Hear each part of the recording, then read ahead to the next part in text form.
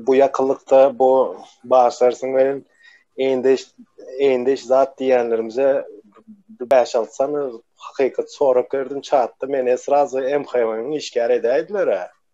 Men ettim siz deydim.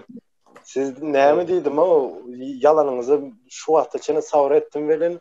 O $500'dan $800'a geçti. Ondan sonra o yadıma düşen o 14'ünden sonra miting edip başladılar. Mün adam Türkmenistan'da çıktı dedim. Men Türkmenistan'da dawata hakynda hiç kim bilen ama diýip. Maňa gelýär ama maňa hiç çok bolýar. Hiç kim bilen ama sen 5-6 adam için bütün nämeni zat etmeň diýdim. Aňyny çaýkamaň diýdim da. Bular yalanyň üstüne yalan diýip durdular. Men çıdap bile maksa bu zatlara bağışlarsın. Sen özüň ýatdan çykardın mı sen näil günüňlerin geçeni? Siz näme? Bizi idiot diýip hasap edýärmi? Diňimi? Döwetimi?